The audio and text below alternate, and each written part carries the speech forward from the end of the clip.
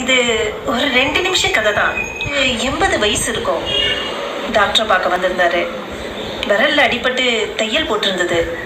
இன்னைக்கு தையல் பிரிக்கலாம் அப்படின்னு டாக்டர் சொல்லியிருந்தாரு. அவர் உட்கார சொன்ன நர்ஸ், டாக்டர் கொஞ்ச நேரத்துல வந்துடுவாரு, வெயிட் பண்ணுங்க அப்படின்னா. அந்த பெரியவர் வெயிட் பண்ணிட்டு இருந்தாரு. தான் வாட்சியே பார்த்துட்டு இருந்தாரு. நேரம் ஆக ஆக பொறுமை இல்லாம சத்தம் போட ஆரம்பிச்சாரு. என்ன 9 மணிக்கு வர சொல்லிட்டு 9 மணி ஆகும் டாக்டர் வரலன்னா என்ன அர்த்தம் அப்படின்னு. அவர் அப்படி சத்தம் போட்டதை கொஞ்சம் கூட எதிர்பார்க்காத நர்ஸ், என்னவோ ஆஃபீஸ் போற அவசரத்துல இருக்கிற மாதிரி இல்ல கத்துறாரு இவரு. சும்மா வீட்டில் உட்காந்துட்டு வெட்டியா பொழுது போக்குறவரு இங்க கொஞ்ச நேரம் வெயிட் பண்ணா என்ன அப்படின்னு மனசுக்குள்ள நினைச்சுக்கிட்டா. ஏன் சார், ஏன் அவசரப்படுறீங்க? அப்படி என்ன முக்கியமான வேலை உங்களுக்கு அப்படின்னு அவரை பார்த்து கேட்டா.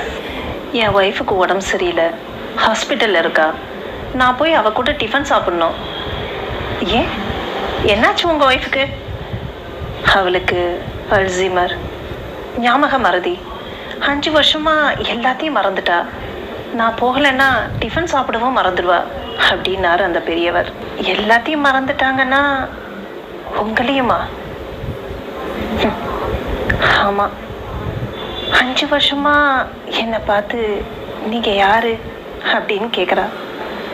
நான் அவளோட புருஷங்கிறதே அவளுக்கு மறந்து போச்சு.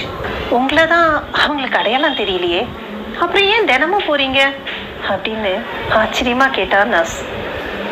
அந்த பெரியவன் அமைதியா சொன்னார், நான் தான் அவளுடைய புருஷன்னு அவளுக்கு மறந்து போயிருக்கலாம், ஆனா அவ தான் என்னுடைய மனைவின்னு நான் எப்படி மறக்க முடியும்? உடம்பு ஓஞ்சி போகலாம், நினைவு தப்பி போகலாம், ஆனா தாம்பத்தியத்தோட புனிதத்துவமே இதுல தாங்க இருக்கு. தன்னுடைய மனைவி காலத்துக்கும் இப்படிதான் இருக்க போறான்னு அந்த பெரியவருக்கு நல்லாவே தெரியும். இருந்தாலும் ஒரு நாள் விடாம போய் பார்க்கறாருன்னா அதுதாங்க அன்பு, பாசம், அந்யோன்யம் எல்லாமே.